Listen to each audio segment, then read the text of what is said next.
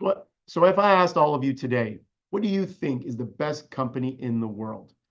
A lot of you are going to probably say right off the bat, Apple, because you're going to think about, okay, best company in the world, largest company in the world, company that you probably see their products the most, whether they're advertised, whether you use all their products, et cetera, et cetera, et cetera. Well, I have a bit of a different take on that. And so wanted to bring to everyone today this whole comparison between Microsoft and Apple. Both companies now are of the same size, 3 trillion in market cap. And so because most of you, if I say, what's the best company in the world, you'd probably tell me Apple. I thought we would start with our comparison, Apple versus Microsoft. Let's start with Apple. And let's start with a chart on Apple. You can see here how Apple has had a good run recently, came down in 2000, I guess to start 2024. It had a bit of a challenge start the year and has recently picked it back up in the month of January. Came down towards, I guess, at the end of December as well. Market cap at one point was below the market cap or value of Microsoft. Microsoft actually passed them for a brief moment. We know that Apple trades at around 29 and a half times earnings. So definitely not cheap. You're definitely paying a premium if you want to own Apple shares.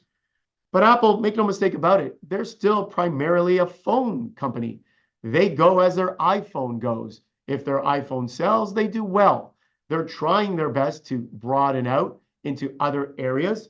They're trying to broaden out into services, and services is starting to make up more and more of the company's profitability.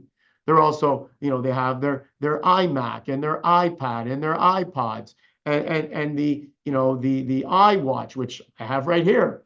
And recently they came out with their goggles, right? Their virtual reality goggles that they're trying to sell. And apparently they're selling quite well. So Apple continues to broaden out what their business is, try to have more products in their mix. But as I look here, I see earnings growth is projected to be 5.5%, 6% this year. EPS growth, that was top line growth, 5 to 6% this year. Earnings per share growth, 7.5% this year. Revenues in and around 5%. So when you're trading at 29 and a half times earnings on a forward earnings multiple basis, and you're growing earnings at best high single digits, or you're growing top line high single digits, in my opinion, that's not a name you want to buy today. Now, because of Apple and its glory, its former glory, you may not be so quick to sell your shares of Apple. So I would say Apple as a whole today. And because it's still primarily an iPhone company, I think the number one company in the world today is Microsoft. Microsoft, which we have a chart on, which we'll show right now. Microsoft is in all the areas that, in my opinion, an investor wants to invest in all of the areas of growth that we see today. And look at Microsoft, in and around $400 a share. I believe they passed $400 a share just this morning.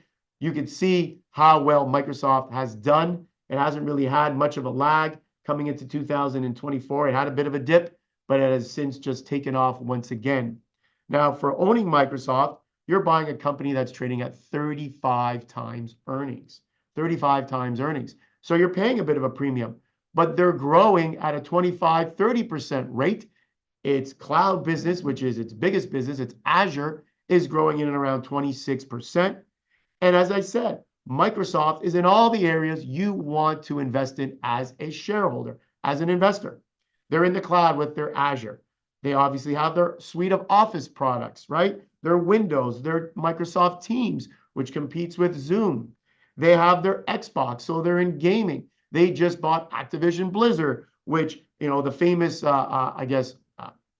games, which is Call of Duty, World of Warcraft. These are huge games, bringing a lot of revenue for Activision, which has now been bought by Microsoft for, I think it was somewhere around $69 billion acquisition. So that's going to align with their Xbox. So they're in gaming. They're also in social media, right? They own LinkedIn. LinkedIn, many business folks use LinkedIn to communicate, to get to know people, to grow their business, to advertise. So they're in social media. Obviously, I don't have to tell all of you how important social media is to everybody's business today. And last but definitely not least, they are artificial intelligence. Their foray into ChatGPT and OpenAI, investing $10 billion into OpenAI and using artificial intelligence now into their starting with their search and eventually filtering into all their products can only make the company even better. So you have a company trading at a multiple of as I said, 35 times, but it's a stock that has double-digit growth rates, 25% growth rate, especially in their cloud business. And in my opinion, it is a company today that it checks off, all the boxes are checked off, and where you want to be as a company and where you want to invest your money.